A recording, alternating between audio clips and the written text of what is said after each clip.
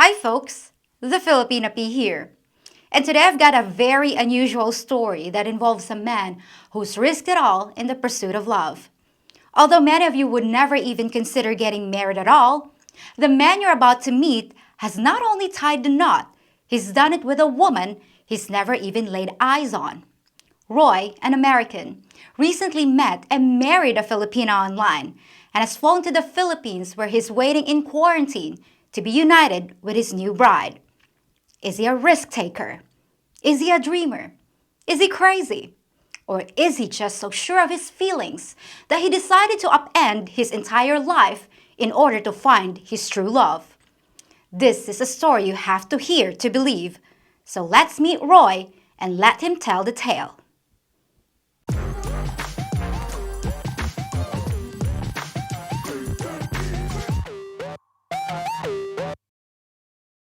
Hey Roy, are you there? Okay. I am. So currently you're in Cebu right now, in quarantine, right? And you're legally married to a woman you met online and you guys met when you're still back in the US, but you never even hugged, right? That's right. I'm never laid my eyes on her myself until I arrived this week. Wow, that's amazing. I can't wait to hear this story. So who's the lucky girl? Mildred, she's from she might have to correct me, but I think she's from Mindanao. She wanted to get married and fall in love and have children and start the whole family thing, and we're both excited about that. We had a rather whirlwind romance, I have to admit. It was we met online in December, and we were engaged in January and married in February. Wow. Tell me about whirlwind, but yeah, that's incredible. So you've mentioned that you guys started chatting in late December 2020, right? Were you talking to a lot of women, other women aside from Mildred? Well, my history, I've had a few long distance relationships. That's not too uncommon for me. The main motive for me to look for long distance relationships and all the rest of that stuff, or even look overseas, was that I'm older by US standards. I'm almost 50. And most of the women in my dating age range, they already have all the kids that they want. Okay. And I don't want to get into a relationship where I'm like trying to convince a woman to have kids later. Like, that's just a weird and creepy thing. Like, hey, I know you have all the kids you want, but I'm going to try and get it. That's weird. So that's why I started looking overseas, because I know that there are women who aren't so thrown off by someone who's got a greater age gap. So how old is Mildred? She's 33. Okay, so you're almost 50 and she's 33. That's not a bad age gap. One of the important points that I made when I was looking is I didn't want a woman who had not had a lot of life experience. I actually want a woman who's gone through some heartbreak, because that allows you to know more of who you are. Yeah. What you want and what you expect. Yeah. She's emotionally matured. Yeah, it kind of sucks that heartbreak does that, but that's the way it works. Tell me about it. So what site did you meet on? We met on Cherry Blossoms. Cherry Blossoms. Is that like a paid subscription for men? Yeah, the women get on for free. Okay. The men have to pay. What's new? Before then, I was using a foreign affair. And that was an expensive experience. Oh, tell me about it. A foreign affair is geared towards people who have a lot more money than I do. Like, just to have a conversation, every message back costs a certain amount of dollar, and every message that you read costs a certain amount of dollars. And then when you finally find certain people that you want, they had parties where they would gather, and people would, like, a lot of women would come into a club. Oh. And that would be the main meet and greet. Like, so you would just buy a package, like a $3,000 package, show up at Cebu or Hong Kong or wherever it was. That's a lot of money. I mean, if you just want to communicate with someone you like, go to Facebook Messenger. It's free, and you have to buy expensive packages just to meet a girl. Ooh, You spent the money to talk to them, but the big right. thing was that you bought the packages and you would show up there and it would be like you and a dozen or half or maybe more men, and then all the local women would come and flock to the event. And these women would come in from hours away for this one event, and it would just be this bar meet and greet. Oh my gosh, that's just a nightmare for me. I hate bar dating. It's one of the worst experiences ever. And I was like, Oh this is just, God. why would I want to do that? But then Right. after talking with them and spending hundreds of dollars just to talk, then I had to come up with my own plan to go out there. And then they said I had to pay them $300 to get their information. It was just so Oh, much, just money on money on money.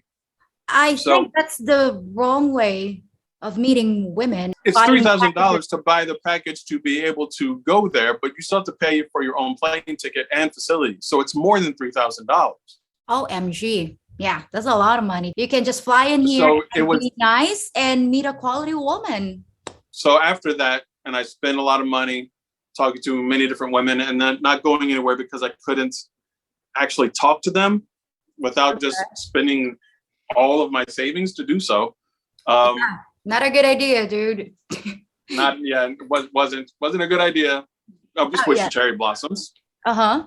And And cherry blossoms has been around for a long time. And I got involved with some different women there. I was on there for like a year and some before I met Mildred, getting involved with different women, dating one or two of them for a moment. One of my sisters has encouraged me to really like, when you're dating, date multiple people. And that way you don't have commitment. You can find out. I was never that type. That's one of the reasons why I can move so quickly. I commit early and I commit strong.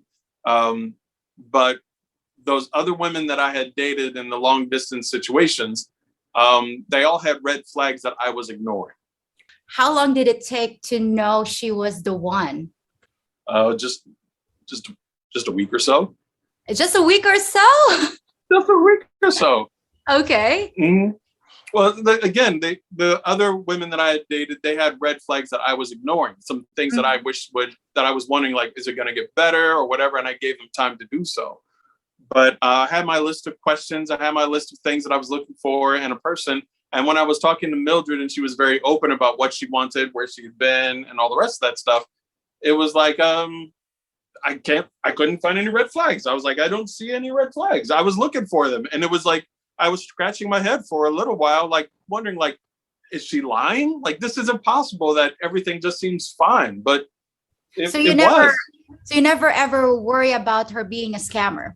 Well, I have my tests that I put her through early. You have your test. Okay, tell me about that test. Well, some of those tests you actually mentioned in some of your videos way back when. But one of the first things that I did, which is like a test, but it's also fun. So I mean, I know it seems like it's a way that you could do it. Is I bought her a gift, just a simple thing, just like gave her $20 to go out on a shopping spree and give me a fashion show. Nothing risque, just simply buy what you like. Okay. Take some photos and show me. Right. So that's fun. It's adventurous, but it also gets her to show you new pictures. So I knew she wasn't a catfish. It wasn't like she stole the pictures off the internet. Like she had to go shopping, had to show me these things. It also showed me how she handled money. Which is very important.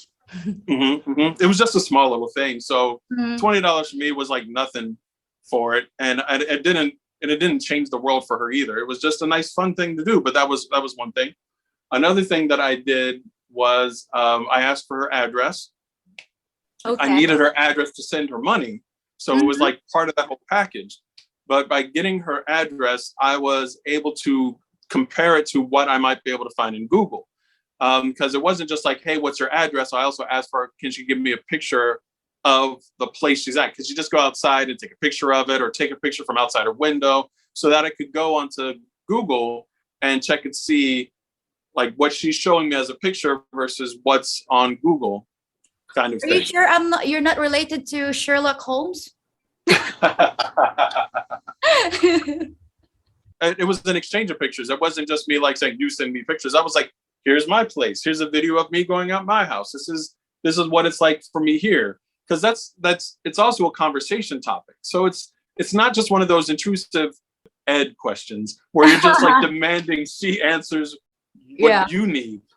There's an exchange. There's a genuine reason to have the conversation too. Right. So that was part of it. But another thing that was important that helped me know that she was a person for me, that she was the right one for me, but also that she wasn't so much of a scammer, was asking her to talk about herself.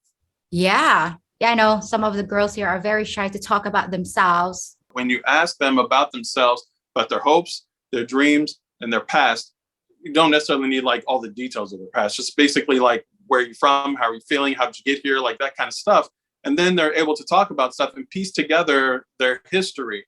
And when later on you return to those conversations, if there are inconsistencies, then that should be a red flag.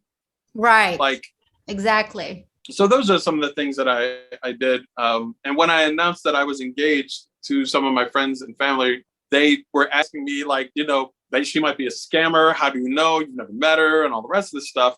And some of them I bothered to go through and say, these are the things I did, because I did more. I don't even remember what they were. So again, you should probably check out FilipinaPea video on that very topic. I think it was back in March or February. I want to bring that up. Okay. I found Mildred to be very honest, forthright, and consistent, and all that stuff. So my concerns about her being a scammer were quickly taken away. I had dealt with scammers before. I had never been taken for money by any of the online dating women scammers. Okay, so you've mentioned that you started talking to her December of 2020, and it took you a week to know that she's the one.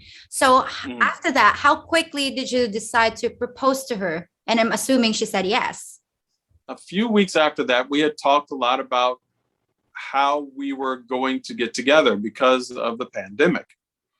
What all it would take, how long we would have to wait, because we were really eager to get started on a family, on our life. I know that I'm old by U.S. standards, and she feels that she's, the Philippine standard for women and age. I know. I'm not saying I'm guilty because I am also in that age group. So we want to get started. Yeah. And so we were talking about how to do that. And I consulted some immigration lawyers here in the U.S. and also various paperworks and your video resources and various other video resources about how to get that done. And the rules for COVID travel for the Philippines at the time were that spouses could enter, family could enter, but visitors couldn't. Mm-hmm. And so we had talked a lot about is that a path that we want to take? Then we saw some material about people saying that they got married virtually. Mm-hmm. And so we began to investigate that process. But before you guys did the process for the online marriage, I want to know, what did your friends and your family, your parents think of all this? Did they say you were crazy marrying someone from the other side of the world that you've never met? Well, actually, they were a little confused.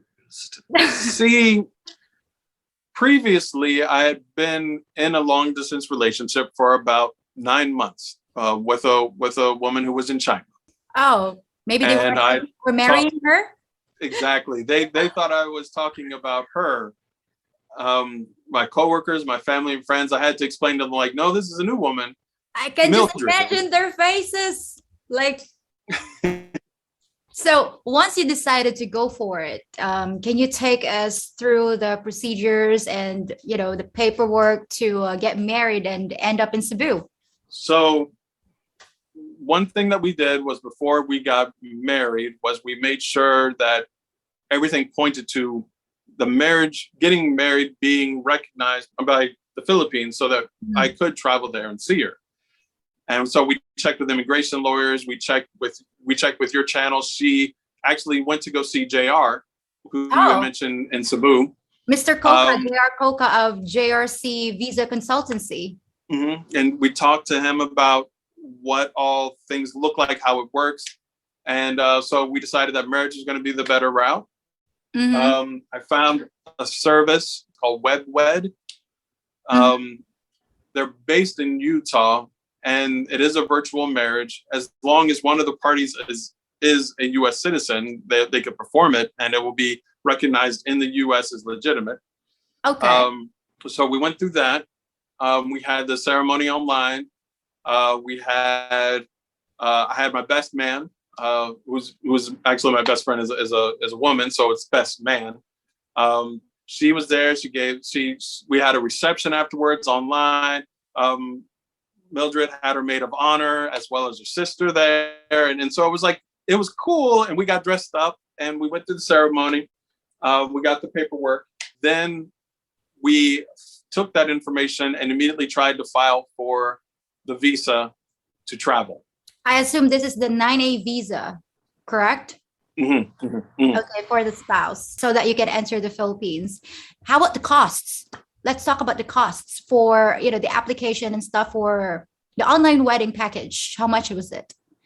The online ceremony itself was $800. 800. Okay. That's cheaper than actually getting married in person, to tell you the truth.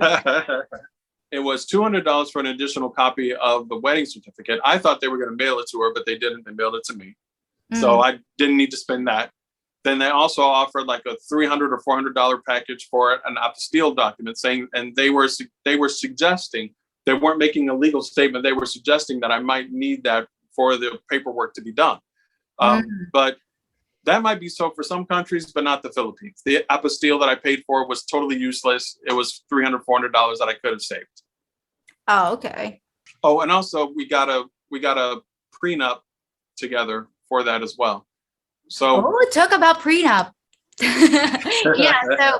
So did how was Mildred's reaction when you brought up the prenup? Oh, she didn't have any problem with it. At least she didn't. Yeah, she had no problem with it.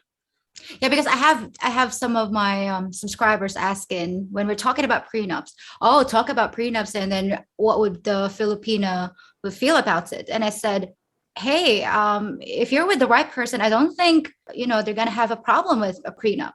It's not like a prenup equals you don't love or you don't trust this person. Even my friend, attorney Gracie, she had her prenup before she got married to her husband. So I don't think it's a big fuss. Even I myself, in my own opinion, if I ever get married in the future, if I don't have any problems with signing a prenup. Part of the thing about the whole prenup in my mind is if the relationship is transactional, and I'm not going to knock completely transactional relationships, because sometimes that works where someone just says, I'm going to marry you so that you can come over here. We're going to do these things and that's it. If you both agree to it and it's fine, then I guess you're adults, go ahead and do the thing. Right. And so like a prenup makes sense as part of that transaction. But when you're talking about a relationship that's founded on this trust and this building this relationship, it could be a little bit weirder to bring it up. But in the same vein, if you really have established an actual relationship, if you word the prenup in such a way that it reveals a different side of you, that's something that you need to reflect on. So Roy, have you been married before? Or is this No. Oh, okay. This is first for you and Mildred. Okay. Mm-hmm. So you're married to Mildred and you're in Cebu right now. Yes. First time I've ever traveled internationally. I haven't even been on a plane since I was a little kid. Yeah, why not go to the Philippines? It's the longest flight ever. Why not? It's the exact opposite of the world. Not a problem. Let's do that thing. Yeah, why not? You can't just bring Mildred back to the United States. Why do you have to come here? If you're already married, why can't you just apply for spousal visa to meet you in the US instead of going through all this, traveling and quarantine here in the Philippines? So that was part of the pre-work that we did when we were talking in January. It was about how this all maps out. Mm-hmm. The U.S. Immigration Services does not recognize a marriage unless there is proof of consummation. Oh, proof of consummation? Elaborate, please. That's pretty awkward, isn't it? Yeah. Did I have to get your, pictures of proof? Like, see?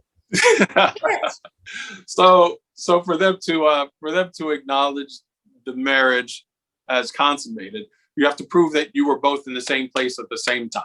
Okay, well, not like in 1500s, they have to have witnesses standing around your bedchamber, while doing. If that's the case, call me because I need to bring my camera. I think this is going to be a terrific video. It's not like that? It's not. It's not like that. Aw, it's not like darn. because otherwise you can make more money on your marriage night by uploading it to certain websites, right? I know, right? Darn. Anyway. So we got married in the U.S. But Okay. the U.S. recognizes that we are legally married, but the immigration department does not recognize that our marriage is valid. So I need to go there, or she needed to come here so that we could take some photographs together, and I could get my passport stamp, or she could get her passport stamp to prove it that we were in the same space at the same time. And then we would be able to begin the filing for the CR1 and immigration and all that stuff. The direction was to go for marriage when I was talking to one of my local immigration lawyers, because the fiance visa is biased based on the countries that are involved. And they were saying that it's easier for me to bring her over as a wife than it is for the fiance visa, because the interview process is different. Because when they're interviewing someone for the fiance visa, they're interviewing them to see if the person is actually going to marry them. Like, what's the chances of that? Mm-hmm. But when you're married, it's like, that's not the question. You're already married. So that part's done. It's just mostly about like security risks and stuff like that. And maybe some proof that the marriage is legitimate, but it's not so much about, it's not just that you have to prove your love by the same degree. The US fiance visa program scrutinizes women who have a history that might be part of the sex industry in the Philippines or the sex industry online.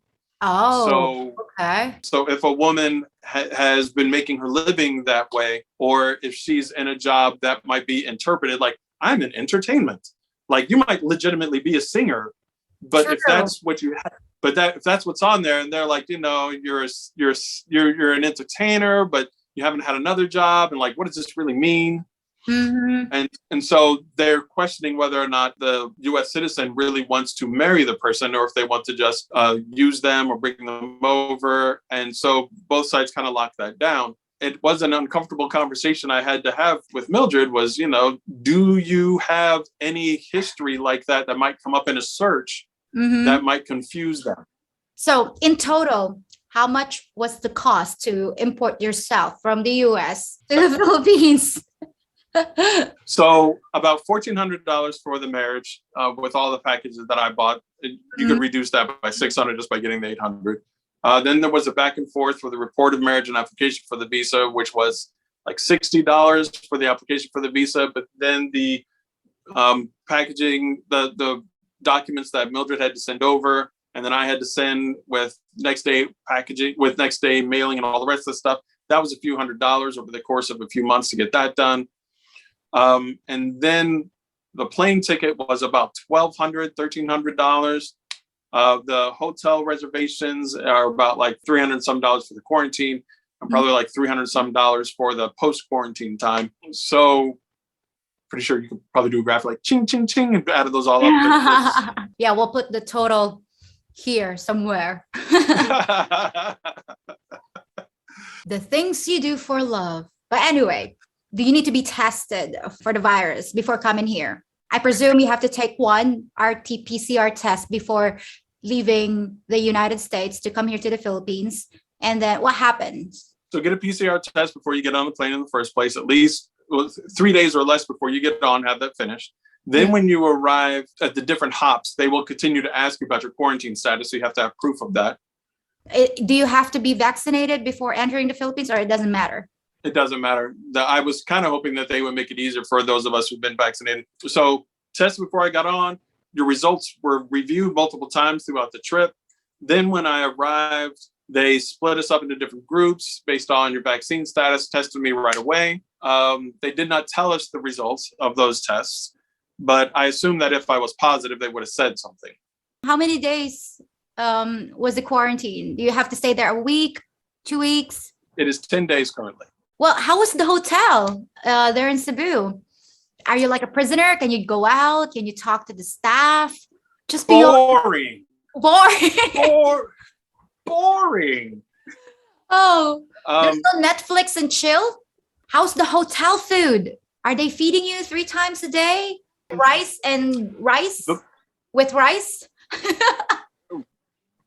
yes, a big ball of rice. I'm going to say this as politically correct as I can. I am not accustomed to the flavor. Well, I should tell Mildred to prepare some dried fish for you. It's the you have to. Now you're married to a Filipina. Well, so I do want to give advice for anybody who is thinking about doing this. Get a hotel that is as close to your spouse or your family member that you're visiting as possible. We chose this hotel because it was just a hop and a skip away from her place.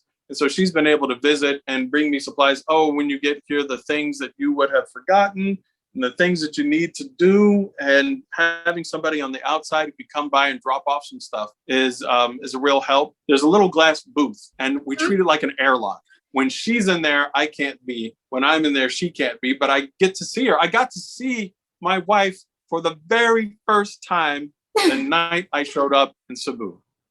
Wow. What was the feeling? I mean, I can't imagine the excitement. It's mixed emotions, and you're here, you're finally here, but you can't touch her. You can't kiss her. I can't touch her. Can't touch her. Can't kiss her.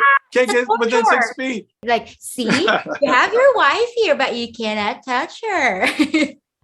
Yeah, it was frustrating for me because I wanted to run into her arms.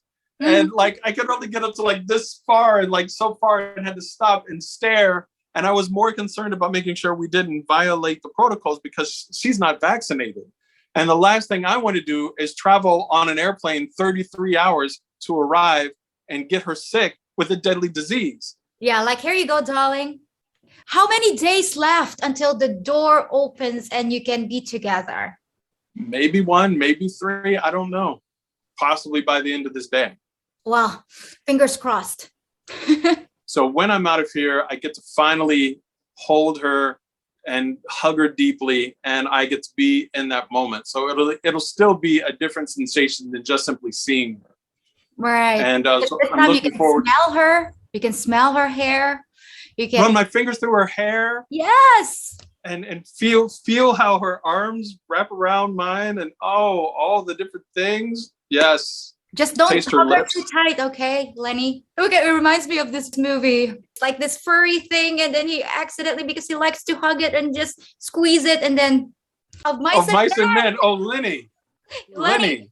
from Mice and Men. Yeah. Have you ever wondered about being physically incompatible or not being attracted to each other like that? Because obviously you guys never met before. So I just want to know or wonder. One of the things is that I am tall for an American. I'm 6'2". That's tall. She is short for a Filipino.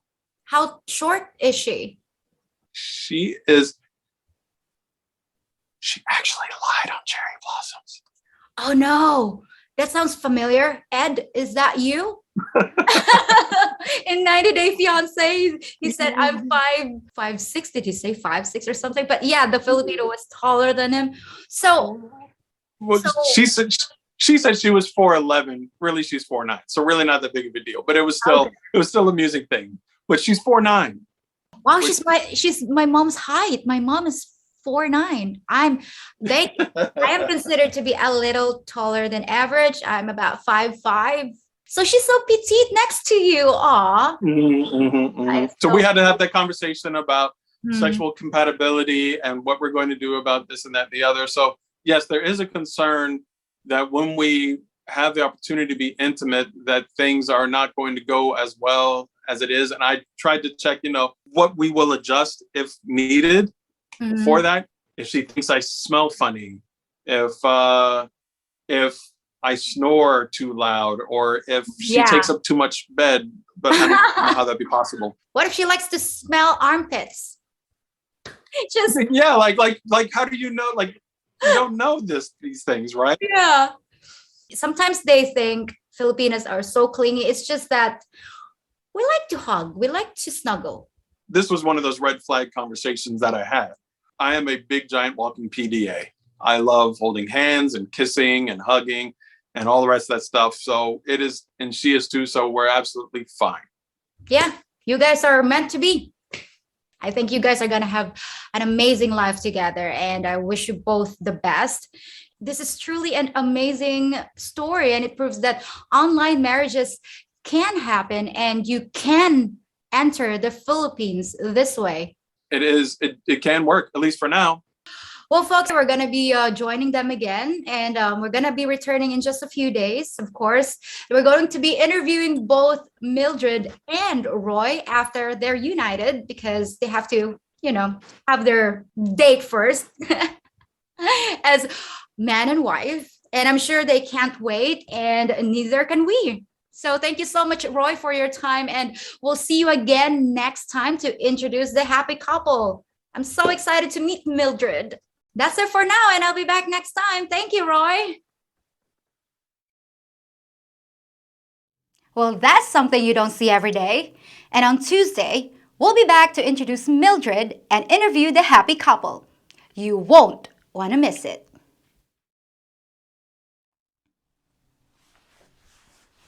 If you think about it, I'm kind of like your chef, cooking up gourmet content for you connoisseurs of quality videos. The only thing I ask for my talent in the kitchen is a small thank you in the form of a thumbs up on this video and subscribing to my channel. And while you're waiting for your next culinary masterpiece, why not enjoy some of my other videos too? And if you find a really long black hair in your food, he did it.